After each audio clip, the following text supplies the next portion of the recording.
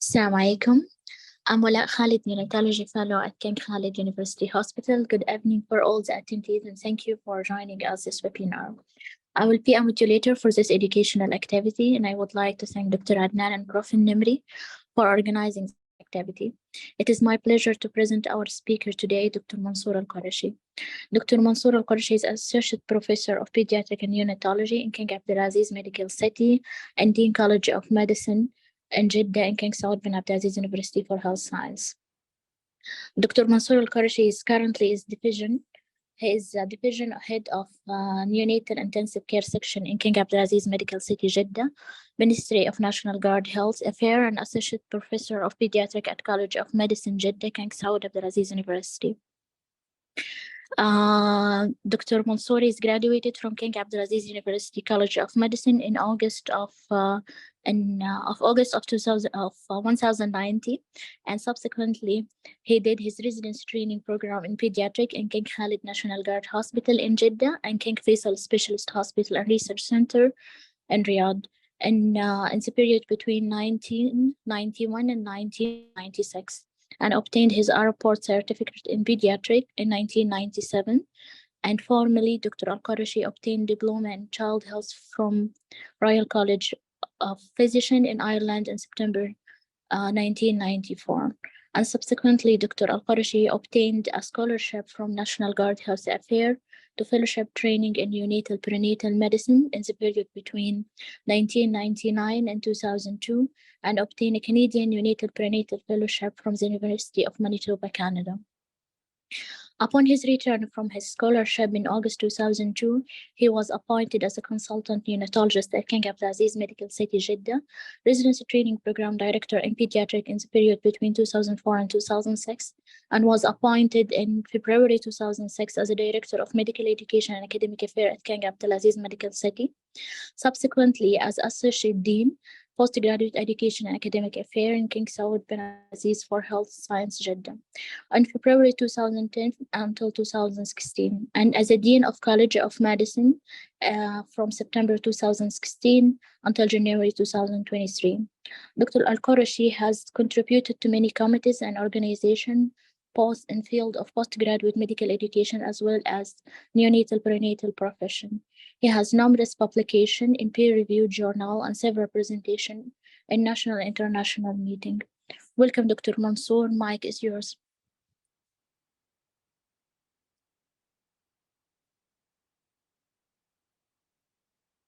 Dr. Mansour? I hear you. I'm trying to share my screen.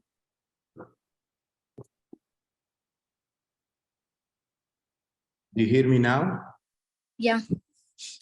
بسم الله الرحمن الرحيم. الحمد لله رب العالمين والصلاة والسلام على أشرف الأنبياء والمرسلين نبينا محمد وعلى آله وصحبه وسلم تسليما كثيرا. First, I would like to thank the Saudi Neonatal Society, spearheaded by Professor Abdurrahman Al-Nimri, for inviting me to give this presentation to our respected colleague in the neonatology in the kingdom. I would like also to thank Dr. Adnan for coordinating this activity and Dr. Ala for the nice introduction and kind word you had mentioned in your introductory statements. As we know that part of one of the most important aspects of neonatal medicine is to grasp and have a good knowledge and experience in respiratory care of newborn infant as well as premature. And I always tell my colleagues in the department that to be a good neonatologist, you need to have three components. If you have the enough knowledge and experience in order to be a competent neonatologist. One of it is to have good skills, doing lines, putting catheters, putting intubate, and etc. Because this is one of the important things in our specialty you have to master. Secondly is to really master the respiratory management of neonates and premature infants, because most of our in ICU, we have to ventilate, provide respiratory support for those infants. And if you have a good experience and knowledge and skills in this area, you would probably be a competent physician. And third items or third issue is to be very familiar with infectious disease issues, the nutritional issue, and how to enhance the quality of care in neonates. So I'm trying to link this introduction to our topic.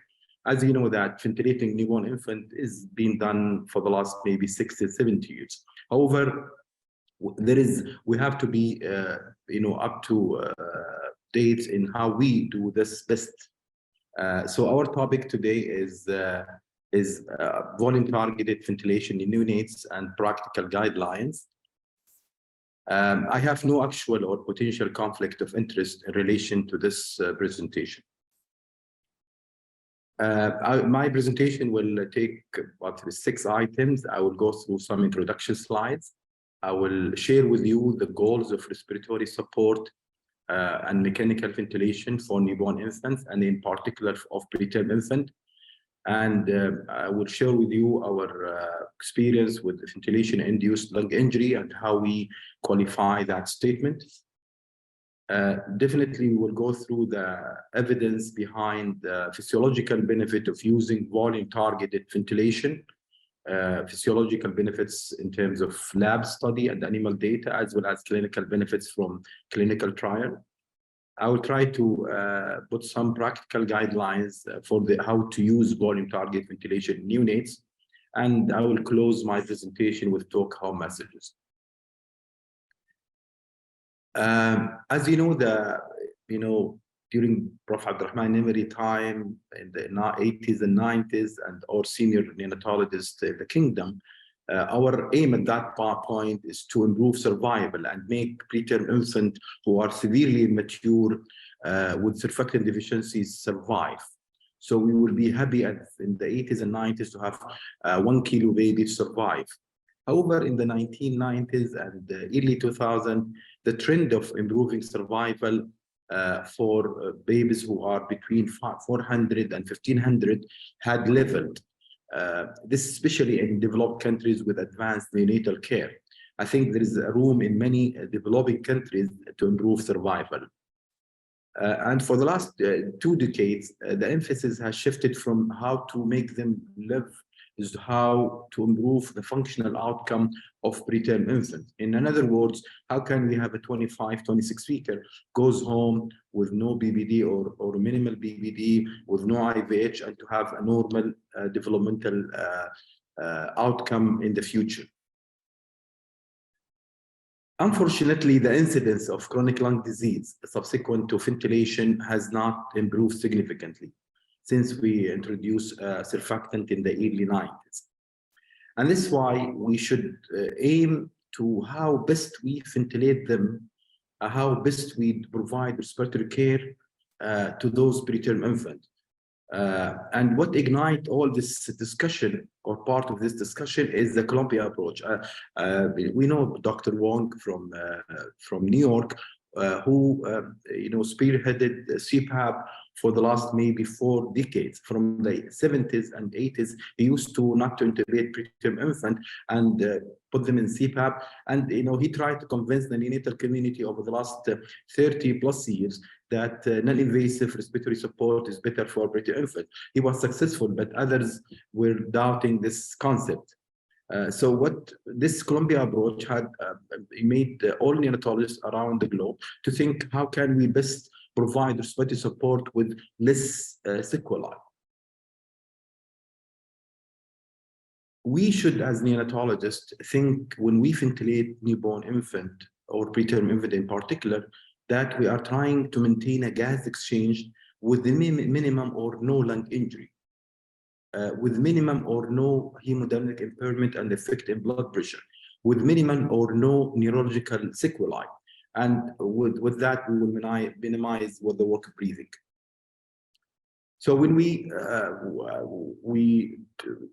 provide respiratory support to newborn infant or preterm infant in particular, we should think what ideal breath type we should provide. We know that we should should be synchronized with the patient's spontaneous ventilator effort to avoid fighting. And, consequently of that, we should deliver breath that maintain adequate and consistent tidal volume and minute ventilation with the lowest airway pressure. That means we use lowest pressure to deliver the acceptable or the consistent or the adequate tidal volume and subsequently minute ventilation. The machine should respond to rapid change of pulmonary mechanics and patient demand. And we know that the disease in newborn infant change over hours, so we should have the machine and the device and also the personnel respond to the rapid change for that improvement or deterioration. And we should provide the lowest possible work breathing. Ventilation-induced lung injury. We think as neonatology that is a new concept, but if you look at this quote by John Fortgill, almost close to 300 years ago, he actually probably the first description of villi. He mentioned that mouth-to-mouth resuscitation may be harmful than using mechanical bellows to less harmful by using bellows to inflate lung. Because if you, the man can exert pressure to the lung, definitely less than if you blow or inflate that lung with a mechanical device. So this is the first description of ventilation-induced lung injury. And we as neonatologists, we should always remember that when we ventilate newborn infant, we're dealing a developing brain, a developing lung and brain also. So once we put them, intubate them, put them in a ventilator, definitely we have to be careful because anything can happen wrong. It will lead to sequelae in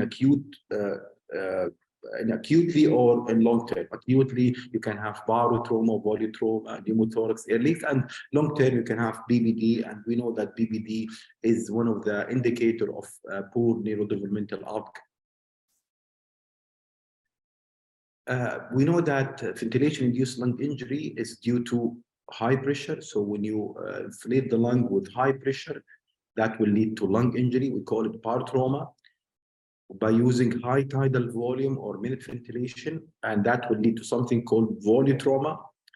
Definitely, when you collapse the lung and make the lung atelectic, that will lead to lung injury at a lower zone lung volume, and we call it atelectic trauma. When you have a baby who had VAB, pneumonia, sepsis, that will lead to something called biotrauma. And oxygen, we should treat it in our ICU as a drug. So we have to make sure that when we give oxygen, we have to tolerate the oxygen supply or to the babies to match his need and the goals of therapy. And I have seen it in my unit, in many other units where we come to the ICU, found babies mostly hyperoxic. SAT is 97 and he's in 30. And we ask our colleague there or nurses, and the answer would be just now. Actually, I always tease my nurses by saying this is just now syndrome. So it just been, he was desatting earlier and we have to give oxygen, and now it's 97. So one of the devil of lung is oxygen, because high oxygen will lead to, will induce ventilation-induced lung injury. However, saying that, this is a slide, it's an important slide. It tells you that the relationship between low zone injury and high zone injury. This is the classic pressure volume loop. I think Dr. Faris Shadid had given you a presentation, I think last week, about pulmonary graphic, and I'm sure he touched on such graph. As you can see that when the lung collapse and became atelectated, that will lead to lung volume injury zone, as well as when you open the lung too much by using high pressure, you lead to high volume lung injury. So try to avoid, to ventilate here or here. We should try to ventilate in the middle, where with any change in pressure, you have a change in volume, and to avoid high volume as well low volume lung. There is many data on studies, either animal or lab, had looked at the which one is more injurious? Is it the pressure or volume? And this debate is ongoing. However, seem to be that most of neonatologists and data support that volume is more injurious to the lung than pressure. There is three and old studies which published almost more than 30 years ago. I give you the references for this data. However, I will go through one of the study, which is probably one of the most famous study in this field. It looked at the effect of pressure versus volume. So which injure the lung more, giving more pressure or more volume? This is a study was published almost 32 years ago. They looked at capillary filtration coefficient as a measure of acute lung injury. And you find that when you have casted the chest and the body, so to avoid with increasing pressure, the volume will go up, that the capillary filtration coefficient does not increase. See here, and with pressure of 15 and pressure of 30 and pressure of 45, you see that the capillary filtration coefficient in the body casted animal did not change. That means what matter is not the pressure we give to the lung, is how much we increase the volume or the volume. So this study, and there is many other data, clinical animal data and lab data, indicate clearly that the volume is probably the culprit of behind lung injury. This is an important slide just to describe the difference between the pressure limited ventilation and in contrast to the volume targeted ventilation. In this slide, you can see that this is a pressure volume loop. And you can see that here you have a baby who is, let's say, at 26 weeker, 800 grammer. You intubate him, you brought him to the NICU, you give him surfactant, and you place him in a pressure of 20. And definitely, if you measure the tidal volume at that time, it would be probably around 4 ml per kg as a result of whatever pressure you're giving. So the pressure is independent variable. So when the baby gives him surfactant, he improves, lung compliance improves. You find that you are giving the same pressure, but what happened that the tidal volume increased. So with that pressure of 20, you were getting, let's say, for example, a tidal volume of 4. But when the lung complex improves and the baby gets better, with the same pressure, you are getting a tidal volume 6, and that will make him high volumes, and that will lead to probably volume, tidal volume related injury. This is in contrast to the concept of volume targeted ventilation.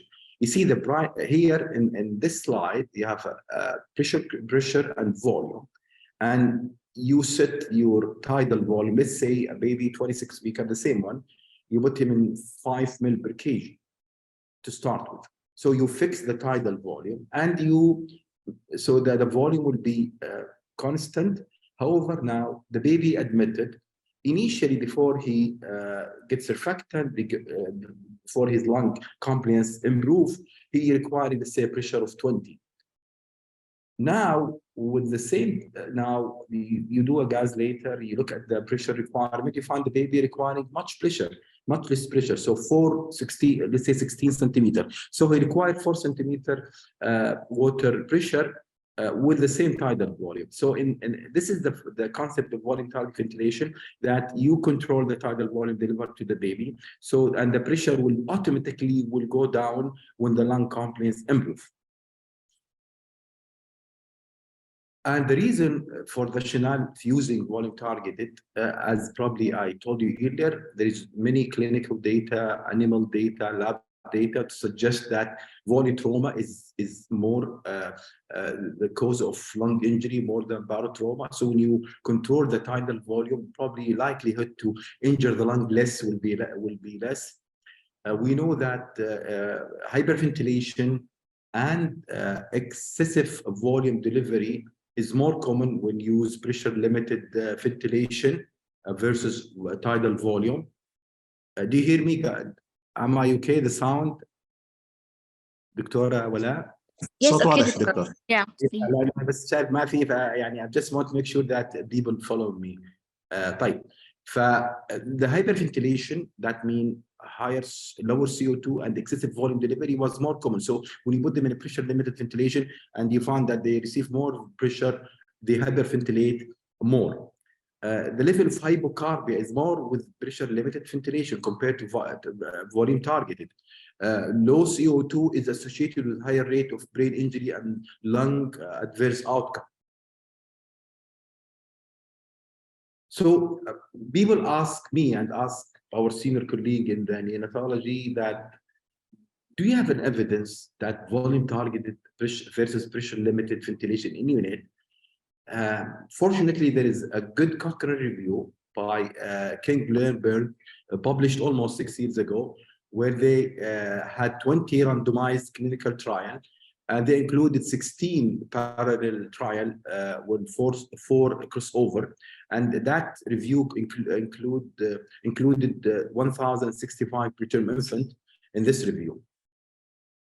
And the objective of that review is to compare whether volume target ventilation versus pressure limit ventilation better. In other words, what are death before discharge, death or BBD, air leak and pneumothorax, IVH rate, BVL rate, neurodevelopmental outcome. When it comes to death before discharge, this Cochrane review by Klinberg had found that there is a trend toward lower mortality if you use volume target ventilation compared to pressure limited. And the relative risk was 0.75, but it was not statistically significant as the CI crossed 1. See the CI between 0.53 to 1.07, so it is not statistically significant. However, there was a trend toward a lower mortality or death among infants who were ventilated using volume target ventilation. However, when you have death or BBD as an outcome, the relative risk was 0.73, and the confidence interval was significant, so it was below 1.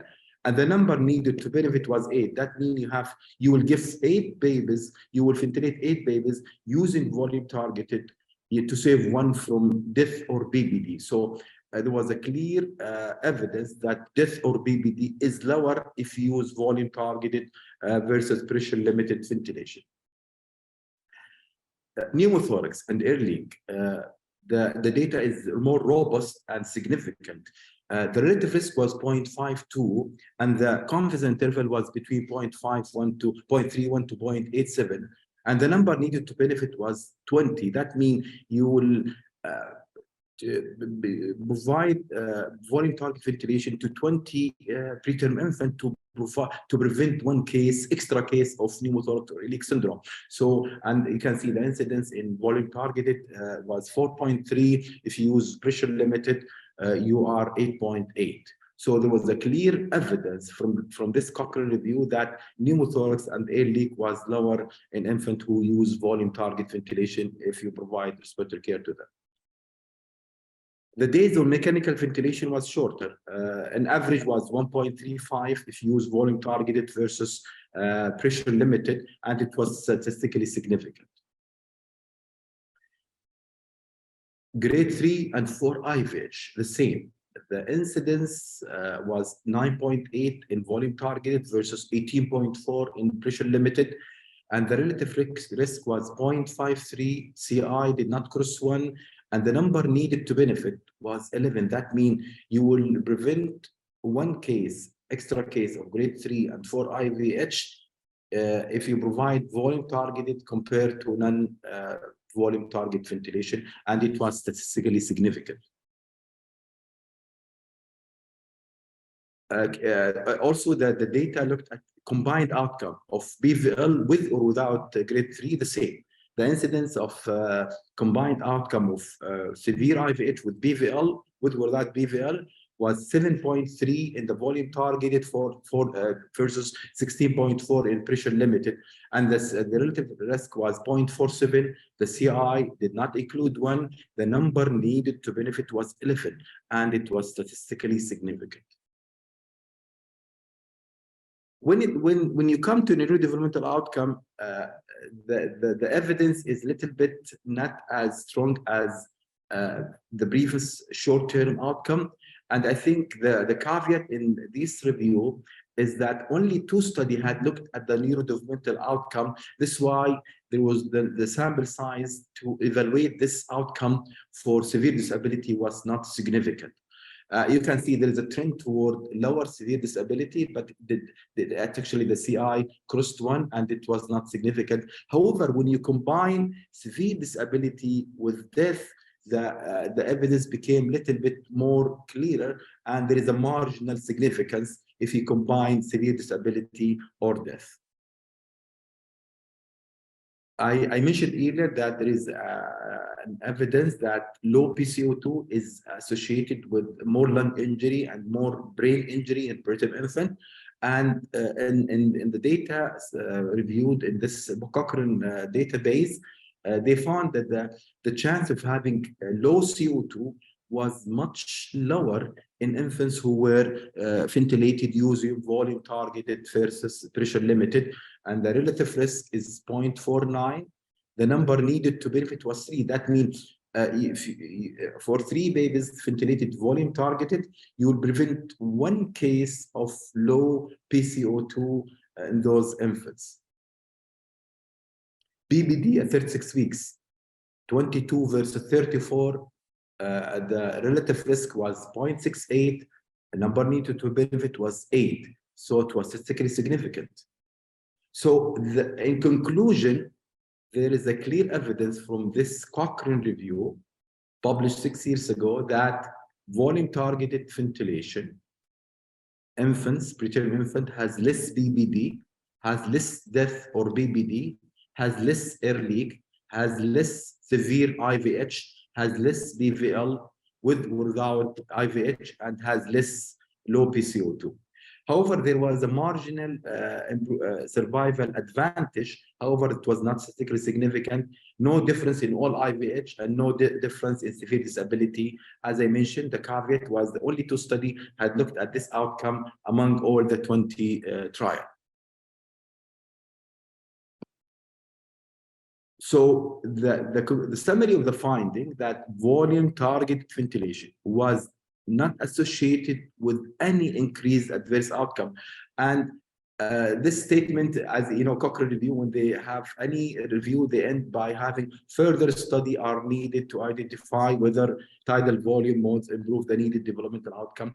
I think, to me, it's clear that the short-term outcome is better. Less BBD, less IVH severe 1, less BVL, less PCO2, and shorter days to extubate. However, I think the data is lacking behind toward favoring this kind of strategy to improve the needle for outcome. But I think if we have enough data, enough subject, that will be probably the same conclusion. But I think we need to wait for this evidence to be more clear in the future.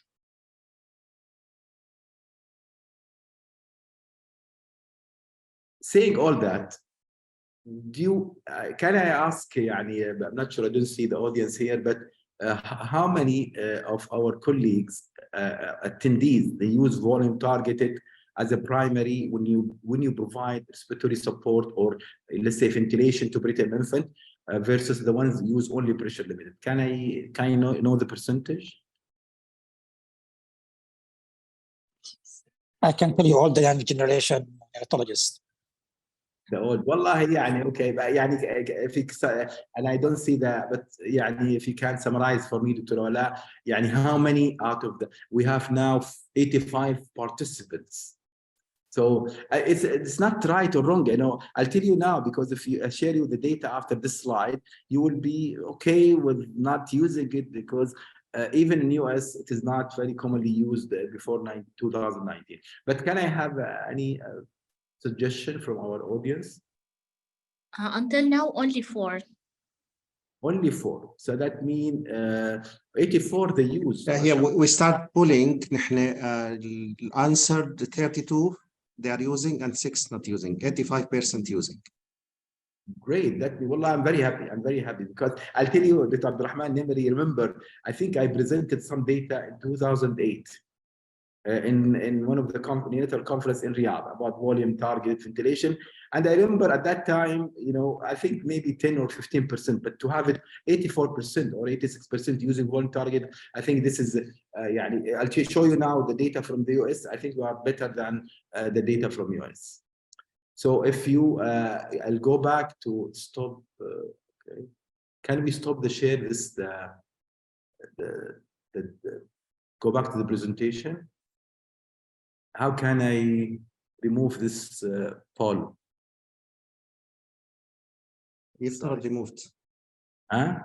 يفترض removed. It is removed already. Presentation is ready later. Go ahead.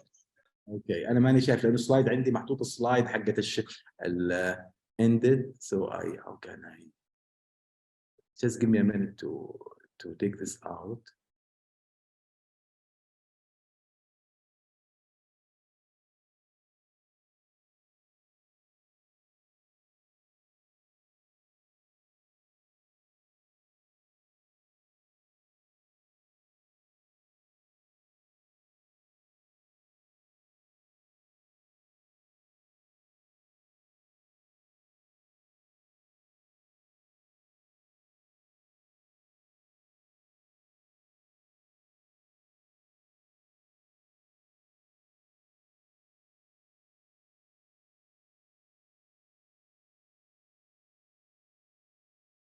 Yeah, sorry for this. I had to ask some assistants to remove this slide from the laptop. طيب, so now if you look at this survey done by Martin Kisler and Gupta from States, it is 4 years ago. They tried to survey all NICUs in the United States to see the use of volume targeted versus pressure limited. And you can see that only 39% in the US up to 4 years ago, they use volume target versus versus pressure limited. However, in Canada, it was more, it's 81. I think now, Bro Abdurrahman, we can say in Saudi Arabia is 86. Yeah, I'm sure that the percentage will be in that range. صحيح. فيعني if you see the data here 4 years ago from US, 39%, maybe much more now, but this is the data from Martin Kisler published 4 years ago. 39% or 40, you can say 60% they don't use volume guarantee. In Canada it was 81. That means 19% they don't use volume. But in the data by Martin Kisler, he looked at in the states, which part of state they are using it more. They found Northwest, like Seattle, they use more of volume target, while if you go to Northeast in New York or Washington DC, etc., they use only 32. However, in his data, when he published, he looked at the reason behind not using volume targeted. And 50% of responders who do not use volume guarantee or volume targeted, the reason is lack of understanding. And around 1/3 of them, it's not available. They don't have the device to provide volume target ventilation. 13% were lack of training and experience. 11.5% were administrative issue, and 6% were miscellaneous reasons. So if you can see, the lack of understanding and not available constitute almost 70% of the reason why the volume target not used in part in the USA. This is in the same data presented. They looked at what device you use. I'm not here advocating for any specific brand, by the way. However, I want to show you that in the same study, they looked at what are the brands used in the United States using volume target ventilation. And the most common one was the Draker one, specifically VN 500, followed by Babylog 8000. But Babylog 8000 is actually now became not used because now we have the VN 500, we have the VN 600, we have the VN 800. So there is more new brands of Draker which substitute the 8000 plus Babylog. The second type ventilator was Market, which is iServo, with 33%. So if you ask me, our experience mainly with VN 500, which is probably the most of us, I think they use this as to provide volume targeted ventilation for peritoneum. So let me just go through what I suggest during my experience with using volume target. It's almost 20 plus years. And actually we are learning as we go forward. Many times we change our practice according to new evidence, some data appearing to change our way of dealing with such device. But I can tell you that the suggested tidal volume ventilation, I think we start with 4 to 5 ml per kg during in the acute phase of respiratory stress.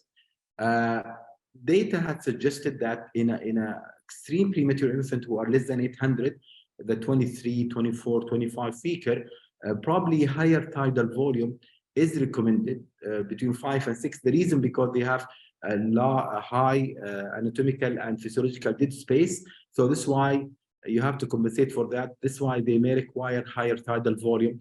I just tell you an example. If you have a 550 grammer or 600, if you multiply 5 by 0.5 will be 2.5 mil, and imagine part of it will be to compensate for the anatomical and surgical dead space. So what is left is less to provide ventilation. This is why the recommendation is to use higher tidal volume for preterm infant less than 25 weeker. I suggest between 5 and 6, but you monitor according to the blood gas as well as your other parameters. Meconium aspiration is an entity where they have significant anatomical as well as physiological dead space. This is why they require higher tidal volume. I suggest to use 6 ml per kg for ventilating infant with meconium aspiration. And we know that the tidal volume in the first few days of life in preterm infant, we need higher tidal volume when the baby reaches 3 and 4 weeks. And also babies who have established chronic lung disease, they require higher tidal volume. So for example, if you give 4 to 5 for somebody who's 800 grams, maybe when he reaches 3 or 4 weeks and he's still ventilated, at that time you need higher tidal volume to maintain adequate minute ventilation. This is data. It's an old data by Montazami from Italy, where they looked at the birth weight and tidal volume requirement. And in here, in the 400 grams babies, probably require about 6 ml per kg. As you go to almost 900 grams, probably require 4.5 to 5. So in summary, that the smaller the baby, the younger the baby, the higher tidal volume per kg required. This is some data to evaluate the use of the tidal volume needed for ventilating infants who have meconium aspiration. As you go, this is the meconium aspiration syndrome. This is the data published 7 years ago by Sharma, where they looked at the minute ventilation and PCO2, and they found that infants who are the control group versus the meconium aspiration, that the meconium aspiration babies, they require higher tidal volume to achieve the same minute ventilation and to achieve a normal or a decent PCO2. So you see that they need higher tidal volume, higher ventilation to achieve the same tidal volume in a control group. So this is why I suggest when you have a meconium aspiration syndrome and you need to ventilate them and they need ventilation, then use higher tidal volume, approximately in around 5 to 6 ml per kg. This data by Kizler, published almost 13 years ago, he looked at the tidal volume requirement as the baby grow, and he found that in the first day or two, that probably required 5 ml per kg, but when the baby reach 3 to 4 weeks, usually the requirement goes to 6.1 to achieve a decent PCO2. So in summary, the preterm infant in the first few days of life, they require a smaller tidal volume, but when they grow older, by 3 or 4 weeks, they require higher tidal volume to achieve the same minute ventilation. How we adjust tidal volume? So just to recap again, tidal volume use 4 to 6. In a smaller babies, use higher tidal volume. In meconium aspiration, use higher tidal volume. Also, when the baby grow or have chronic lung disease, you use higher tidal volume. But then let's say in the acute stage, when you put the baby in, let's say 5 mil, and you have a CO2, let's say of 65 or 70, and pH 7.22, and you want to lower the PCO2 and to normalize his pH, I do suggest to change the tidal volume by 0.2 to 0.5 mil per kg, up and down according to your blood gas and your pH. In the past, I used to drop the tidal volume less than 4 mil per kg because sometimes the baby CO2 is low, and sometimes 3 point. This is very dangerous, I'll tell you, because you will end by hypoventilating and atelectatic trauma. And as I mentioned in the beginning, collapsing of the lung is injurious, as well as the increasing volume and causing volume trauma. Check for leaks. Because there is a leak, usually the tidal volume measured expired tidal volume. So you'll say baby on 4 mil per kg or 5 mil, but the expired tidal volume will be much less because of the leak. Then the machine or the ventilator think the baby require higher pressure, so it will increase to the maximum pressure, and it will see VT low. So always when there is a leak, it's a problem. So we tend nowadays to put a bigger ET tube than we used to do in the past. So we talked about how to choose the tidal volume and how to adjust the tidal volume. Now PIP, peak expected pressure, because it's a pressure, it's a volume target ventilation. Let's say the baby in 5 mil per kg. So we see how much pressure the baby require to achieve that tidal volume we are setting. And let's say if he need 15 to achieve the tidal volume, then we set the PIP maximum at around 20-25% above the upper range. Meaning that if the baby, let's say, require 15, then you adjust it to be, let's say, 18 to 21. So 3 to 5 centimeters above the needed or measured PIP. Again, monitor for leak. As if you have a leak, the machine the flow sensor will measure your expired tidal volume, and because the expired tidal volume will be lower due to the leak, and the machine will think the baby require high pressure, and you see that the VT low, and he will you need to increase the pressure. So if there is a leak, you have to monitor that carefully. How to set the eye time? I set myself the eye time for the extreme premature, let's say a 500, 600 in a 0.25 second range, maximum 0.3. For babies, let's say around 1 kilo to 1.5, between 0.3 and 0.35. In a big babies who are like, either near term or term and good size, we set the pressure at the eye time 0.35 to 0.4. So 0.25 to 0.3 for very small babies, 0.3 to 0.35 for a bigger preterm infant, and 0.35 to 0.4 for a full-term infant who require. And I think this is important because I see sometimes a preterm infant 600 and he's in 0.35 second eye time. This is very long eye time for a 23 or 24 week. How we adjust the inspiratory time is we look at the flow curve. And we make sure that the respiratory flow go back to 0, and then there is small pause and expiratory curve start. If you find that your respiratory curve or flow does not go to 0, that means your eye time is short. You need to prolong it, and vice versa. You find the respiratory time flow goes to 0 and then sleep for some time. That indicates your eye time is long and you need to shorten it.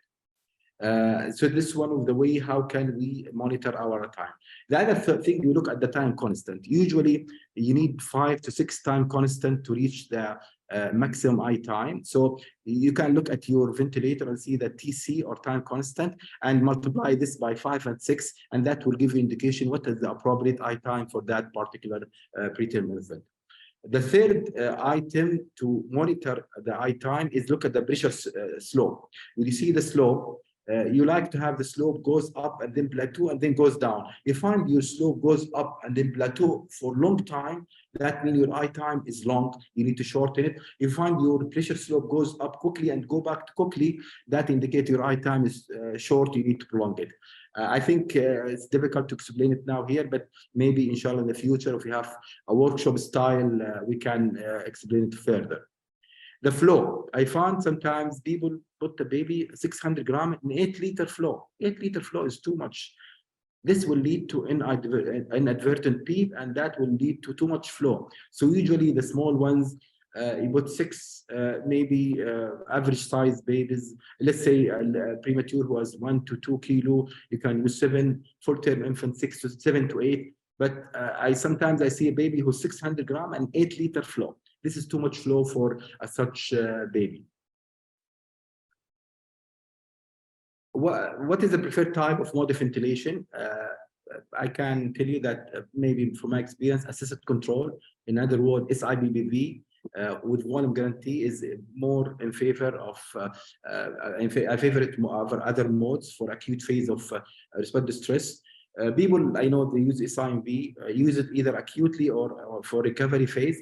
There is a recent data to suggest that if you ventilate AC versus IMV, the babies will be extubated much shorter if you the baby on AC compared to IMV.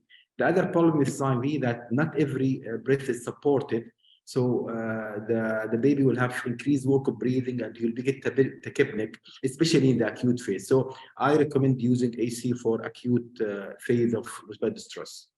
Doesn't mean that SIMV is wrong, but we have to tell you what are probably the preferred type of device for acute stage of respiratory distress. Pressure support ventilation, PSV with volume guarantee, it's recommended to be used for weaning after recovery from the acute phase of Hallam brain disease. However, there is some tricks about PSV. The PSV, the problem with it, you need to have a baby who's breathing continuously. There is no apnea. Secondly, you should have 0 or no leak, because in a PSV, in contrast to other modes, the eye time is determined by the baby, so the full control by the baby. So when you have a leak, then the flow will not go to 85%. This will not, the expiratory flow valve will not open to allow expiration. So we have to be careful. When you're using PSV, the baby should be breathing continuously, no apnea. There should not be a leak, because leak will interfere with interruption of respiratory time. And thirdly, with PSV, the baby determines his eye time. And sometimes those babies, when PSV, find the eye time 0.15 seconds. And that's sometimes too short to open the lung. This is why when you put a baby in PSV, try to increase your PEEP level to compensate for the lower eye time by higher PEEP in order to avoid lung collapse and allow for lung recruitment. How to wean? It's auto weaning, as I mentioned in the beginning. That when you put a baby on VG mode, voluntary target ventilation mode, the pressure will go down by itself. The compliance improve, the lungs get better. You found the pressure requirement was 22 initially, and without you doing anything, you found the pressure requirement go down to 18. Most infant, we extubate them when the tidal volume, when the baby has a tidal volume is at or above the target, with the PIB less than 12 or 10 in a baby who are small, less than 12 to 15 in the bigger babies. So in a very premature infant, if the PIP requirement is less than 12, he achieved the same tidal volume, or PIB less than 14 or 15 in the bigger babies, we take it up, because that means he's ready for extubation, provided that he have a good, he breathe, he has a good work of breathing. If the FI2 is than 35 to 40% with good sustained respiratory effort.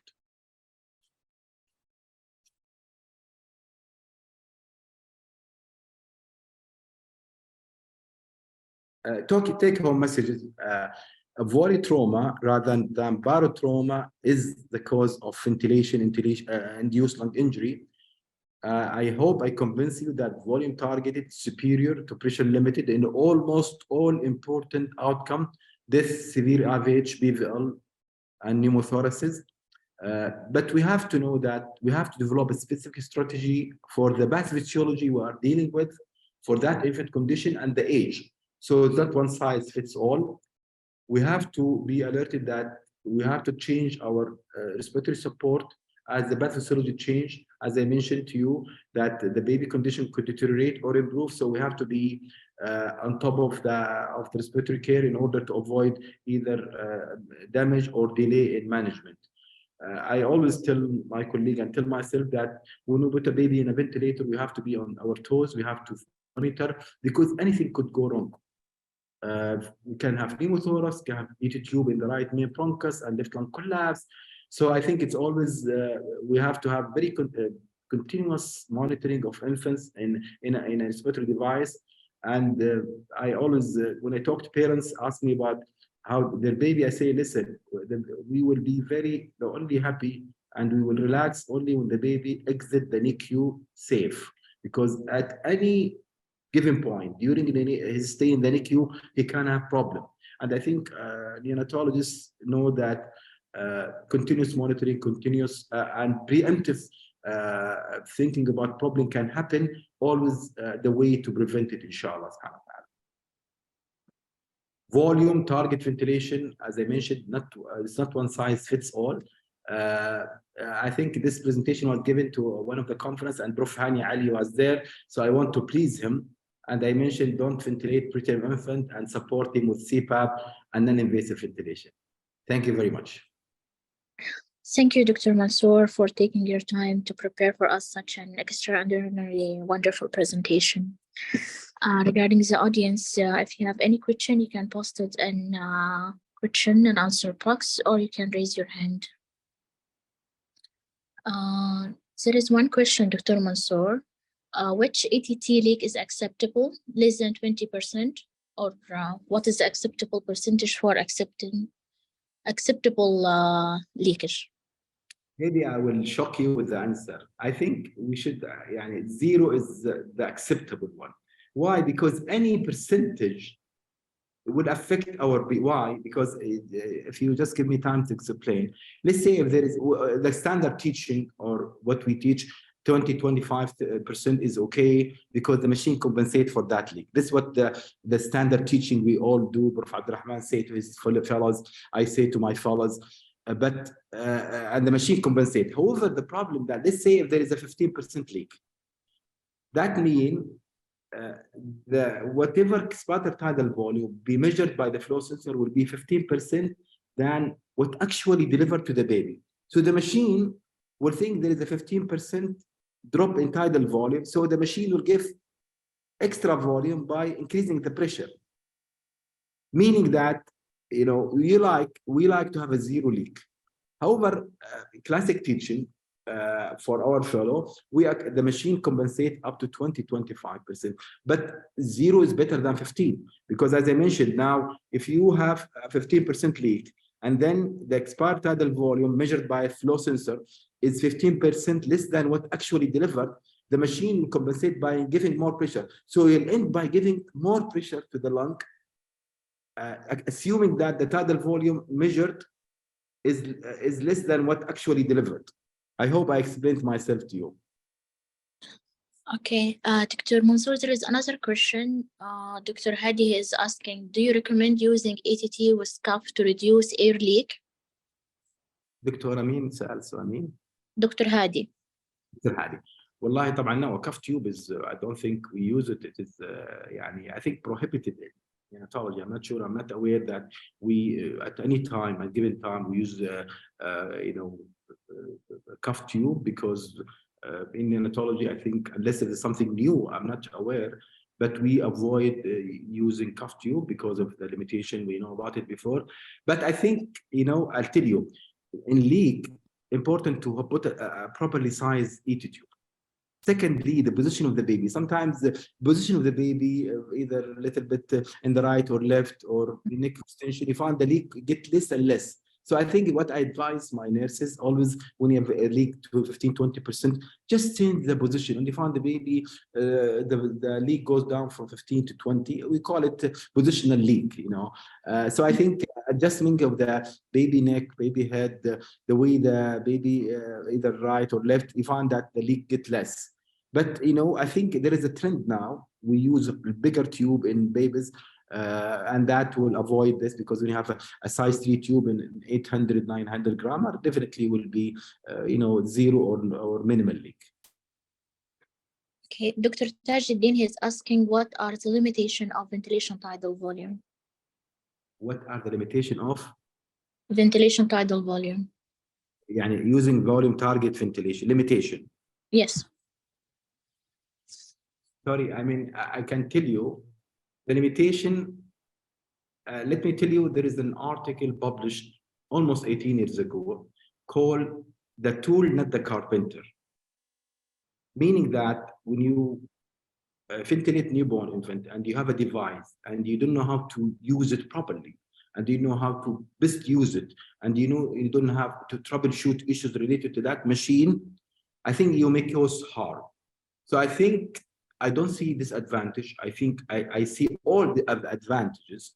However, if you don't know how to use it, it may cause harm, because if you use higher tidal volume than needed, lower tidal volume than needed, if you don't know how to troubleshoot other parameters, definitely in any unit use volume target ventilation, there is a learning curve, and during learning curve or learning time, you find people hate it because they used to something earlier, but then definitely after the learning experience, everybody will like it. So I think there is no disadvantage. The advantage, it needs better understanding, better knowledge and skills. It needs better experience to use it.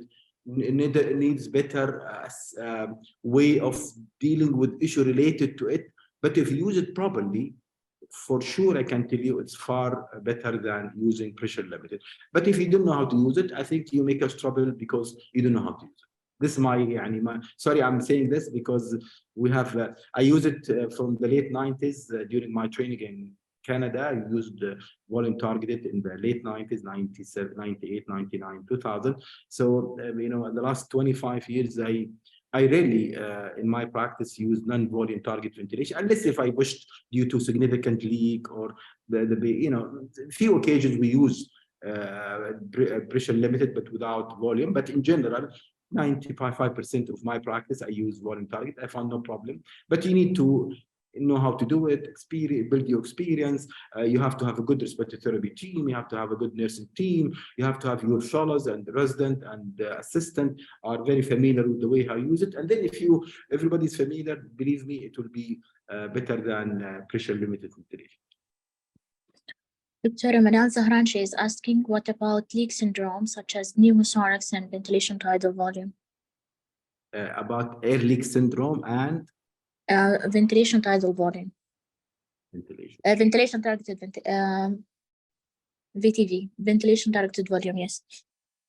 What is the air leak and ventilation target ventilation? As I mentioned in the Cochrane review, the pneumothorax air leak was much lower in infants who were using volume target versus pressure limited. So the advantage of using volume target is lower air leak. So it lower the air leak, not increase the air leak. Okay, Dr. Tajuddin is asking, when the baby is on ventilation targeted volume and is still having increased work of breathing, what are going to do? How's his gas? He increases work of breathing, and his gas is what? Okay. Even if you have increased work of breathing, that means he has high CO2. He could have requiring higher FI2. You know what I mean? Let's say, if this baby has increased work of breathing, means the tachypnea, retracting, and his CO2 75. Then this baby, and he's, let's say, a rate of 60 AC mode. Then I think what I do, I will increase the tidal volume. Let's say if it's 5 mil, I increase it to 5.5 per kg. Because when you increase the tidal volume from 5.5, you increase minute ventilation by approximately 15 to 20%. So that if the reason of increased work of breathing that he need higher tidal volume, increase tidal volume. Okay, Dr.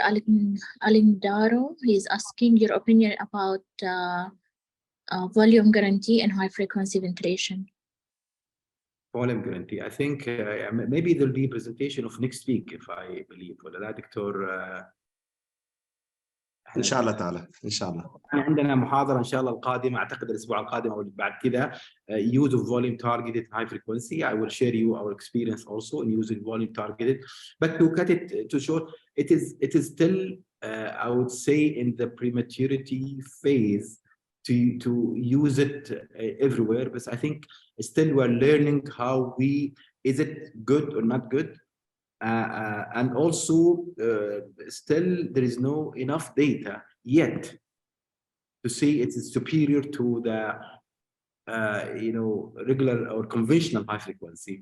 Saying that, I think I will probably present this topic next week, Dr. Adnan, a week after, I'm not sure. لا next week ان شاء الله تعالى.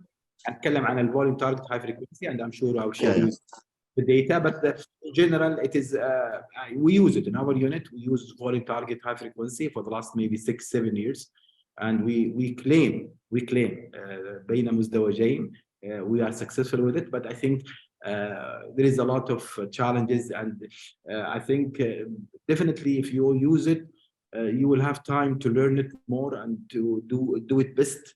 And I think there's no enough yet experience in using it in the best way. This is a short answer, but I think the long answer will be next week, inshallah, in our presentation.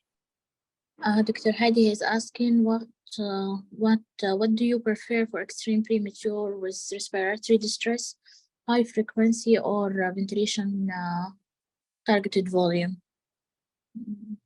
Wallahi, I prefer not to ventilate them to start with. And طبعا nowadays, I think in the past, if you tell me a 700, 800 grammer would be placed on non-invasive ventilation and will be okay, I would be telling you you're insane. However, recently, the last few years, we started, either give surfactant through, LISA and extubate and put them in non-invasive, or we found many babies are 700, 800, 600 grammer. If they have a good work breathing with the help of caffeine, they will be okay with non-invasive. So to answer, I think if you can ventilate very shortly, or not to ventilate is better, unless if you are pushed to do so. But if you ventilate, I prefer to use volume targeted ventilation to start with, and then if the baby is in high tidal volume, is still respiratory failure, he's hypoxic, he requiring very high FI2, you shift to high frequency as a rescue therapy, but not as a primary ventilator.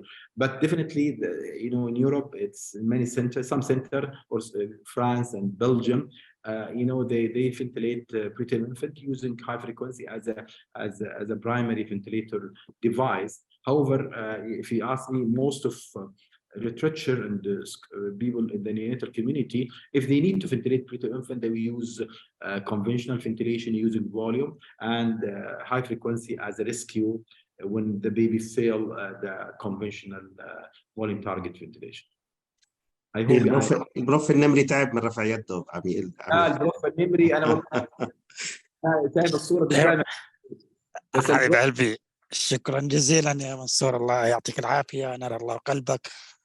وفرس اهنيك على البروموشن، ما شاء الله اسوشيت بروفيسور، وان شاء الله soon you will be full professor.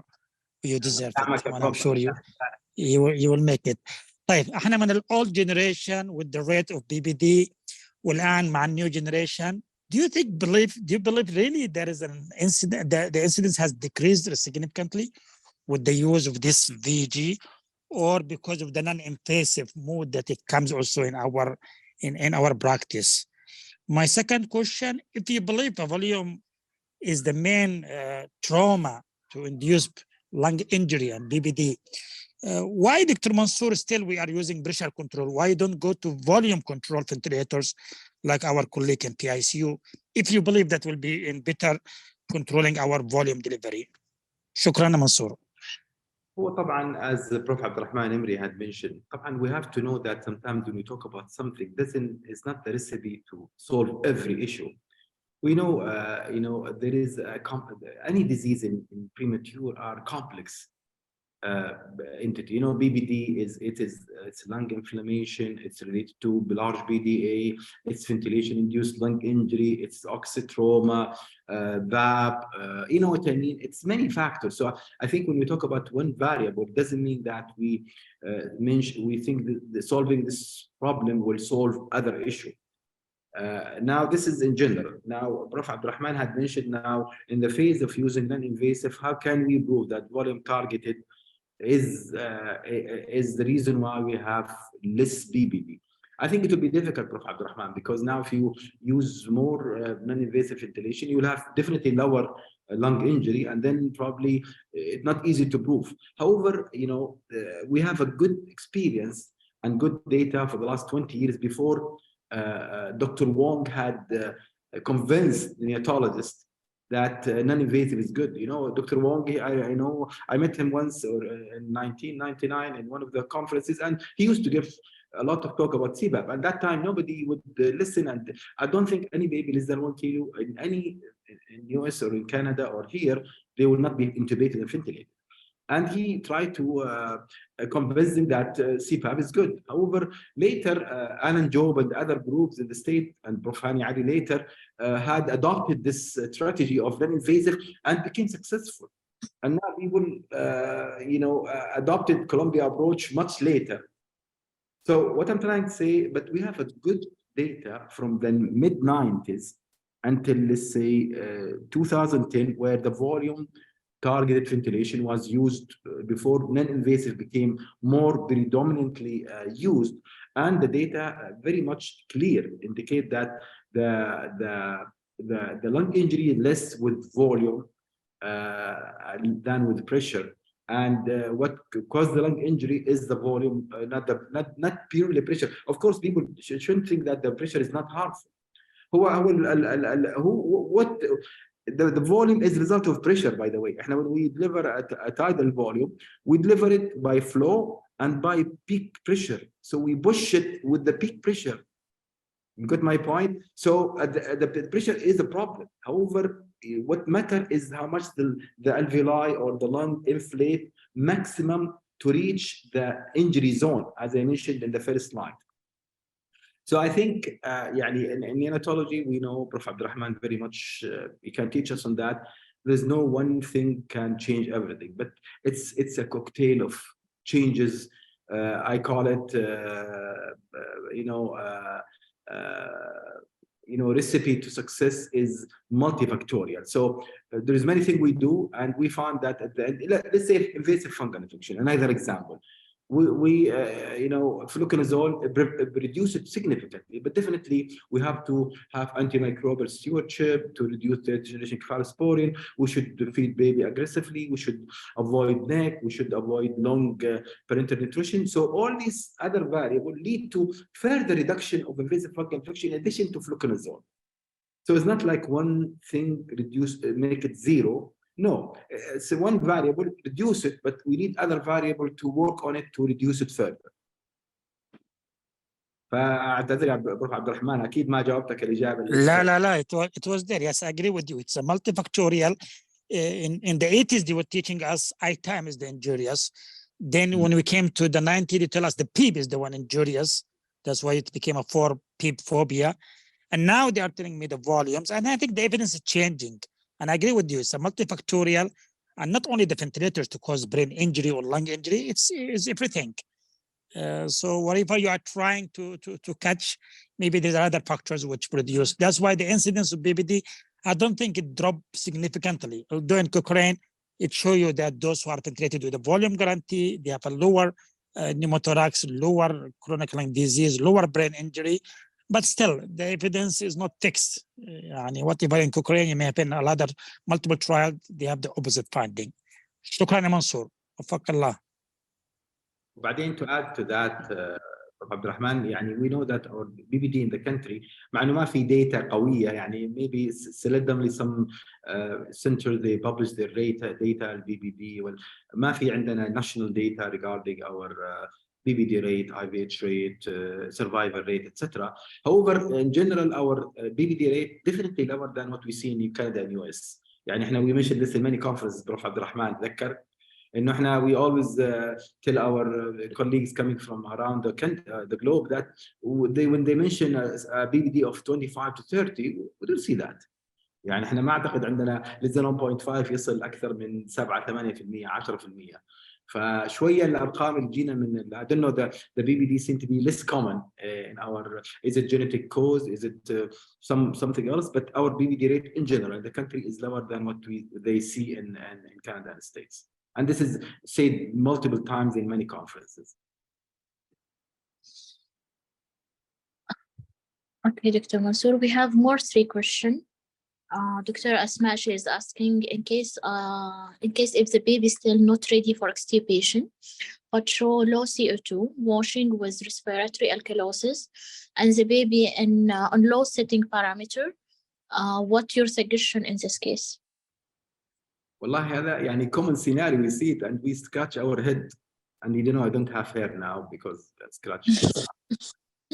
يعني بعض المرات we find babies who are the CO2 is in 30s and they are يعني what to do with them, and we people try to switch into sign V, try to do things, but sometimes they continue to be.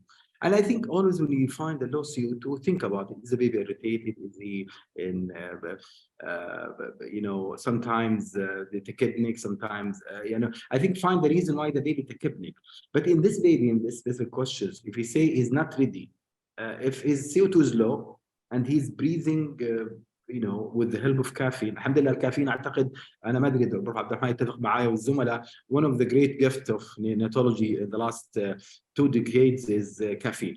يعني to extubate sooner, helped us to maintain الأبنية اللي كانت عبد الرحمن من زمان تعبنا, وهذا الحين صارت يعني far lower I think with the help of caffeine.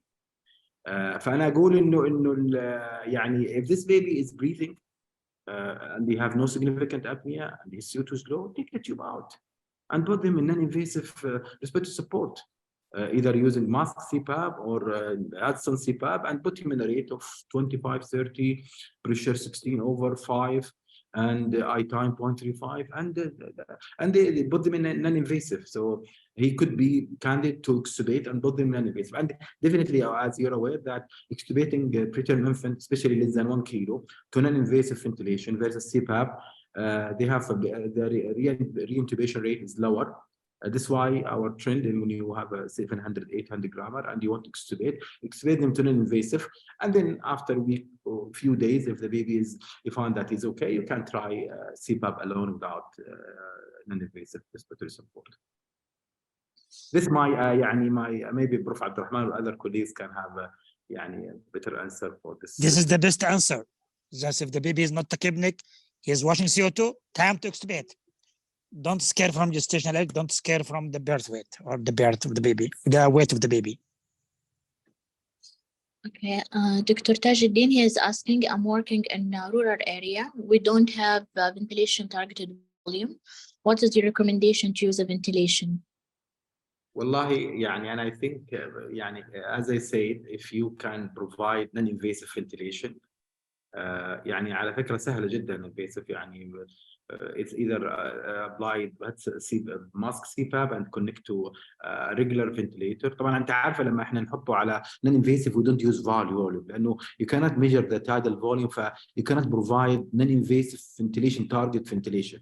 يعني هذه الميزه انه مرات انه النون انفيسيف ما لها فوليوم تارجت, لانه يعني ان فوليوم تارجت فنتريشن when the baby intubated you measure the expired tidal volume, expired pressure, then you can give volume target. لكن non invasive there's no way to measure the expired tidal volume, so you just give pressure limited. فيعني أنا if this baby is breathing well, you can put him in mask CPAP or Hudson CPAP and then provide him with a ventilator with a rate, let's say 30, pressure 16 or 18/5, and I time 0.35, and see. Many times the invasive ventilation work. If the baby is breathing well, you can put him in CPAP alone. And if he's breathing. High flow cannula, I think some of our colleagues are using it frequently because it is more liked by the babies and definitely by the nurses because it is less not injurious, but the baby could tolerate the high flow cannula more. But if you don't have volume target, the baby need intubation, put him in a pressure limited. But what am I advised to you?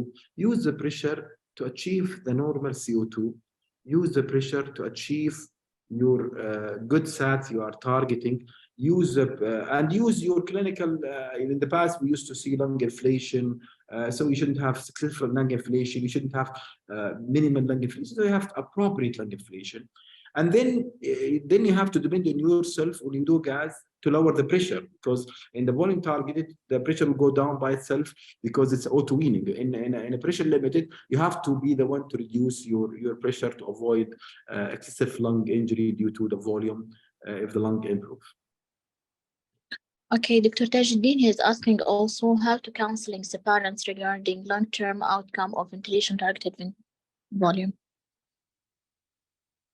والله طبعا احنا كونسلنج هو طبعا يعني ما اعتقد ان احنا بنكونسل بيرنتس نقول لهم والله ترى احنا المستخدم هذا مش هذا عشان هذا افضل، لانه اعتقد the evidence is clear.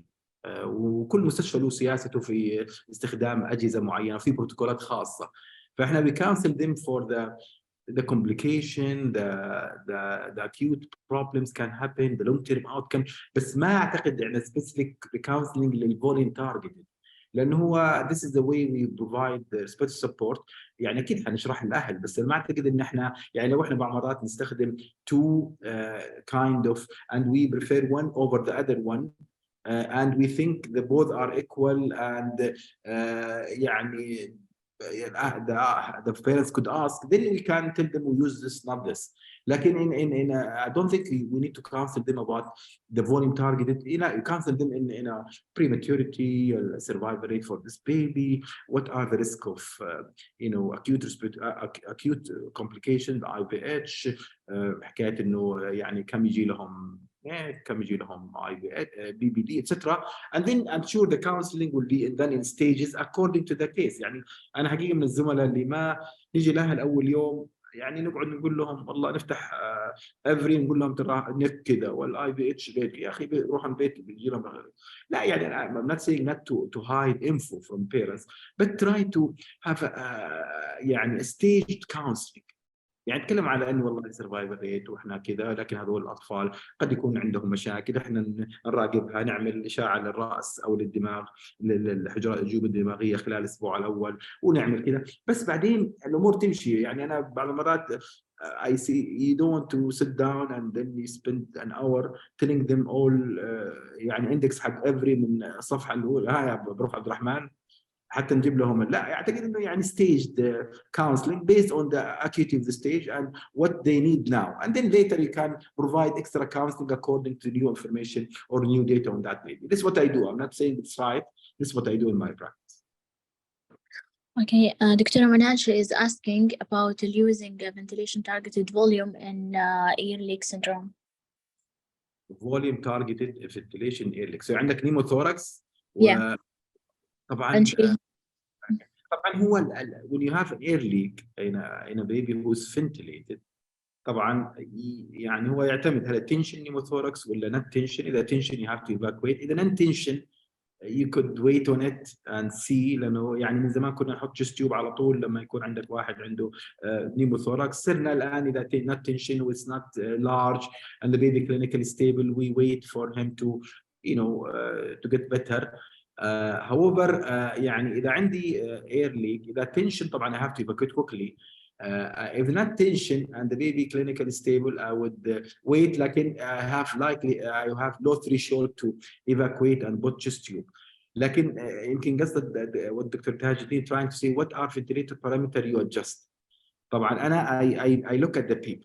طبعا بعض المرات يكون البيب عالي، خلينا نقول 6 ولا 7 والهايبر انفليتد لنج وعندك اير ليك، اكيد انها حنزل البيب شويه لانه you probably like to have a lung volume between 8 and 9. فلو عندك high PEEP and the baby had pneumothorax maybe you need to lower your PEEP level.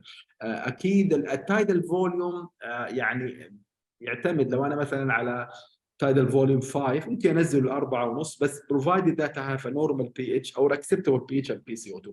So I lower my tidal volume, I lower my PEEP if it's high, but that يعني not one size fits all. بمعنى اني انا there is many يعني the question is now you answer there is many answers depend on the scenario.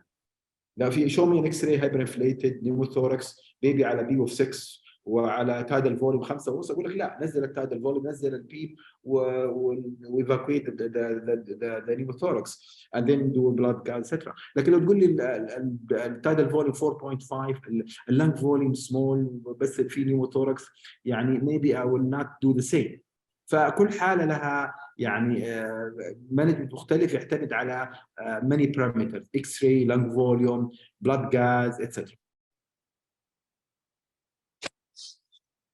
Okay, thank you دكتور منصور. توفيق إن شاء الله. في أسئلة دكتورة أو؟ لا خلاص no more question. خليني بس نختم علي أنا منصور. هذه الطلة الثانية تطل معنا في الجمعية، أتمنى لا تكون الطلة الأخيرة. لا بالعكس، نحتاج تكون في الجمعية، ترشح نفسك، تكون معنا يا عميد. أنا معك ولا ما تروح يا بابا بروف، أنت قول لي أروح وأمشي، أنت أستاذي فأنا معك. شكرا جزيلا، يعني نيابة عن عدنان، نيابة عن الأخوان جميعا، نيابة عن الحضور. I would like to thank you a lot بهذه الإشراقة، بالعكس شرف أتمنى لي. لا تكون الأخيرة، وإن شاء الله تعالى هنشوفك تاني زي ما قال عدنان في الهاي فريكونسي ليكتشرز in 2 weeks times. تفضل يا عدنان بعد الختام. شريفي مشاركة زملائي وزميلاتي، وأكيد إني أتعلم منهم، ولو في أشياء أنا ممكن قلتها ما هي كانت matching their expectation أو بس يعني what I said is been the experience and what I know. لكن definitely I would like to learn from you and your experience. I'm sure if there is any differences in management الواحد يتعلم منها. وإحنا في neonatology we are every year we have certain things we change and definitely I will be welcoming any suggestions or changes as we go forward. شكرا جزيلا دكتور منصور، شكرا جزيلا دكتورة ولاء. بروف نمري، خالص الشكر على حضوركم ودعمكم المستمر. نلتقي الأسبوع القادم إن شاء الله تعالى مع محاضرة جديدة للدكتور منصور. شكرا جزيلا. السلام عليكم. إن شاء الله.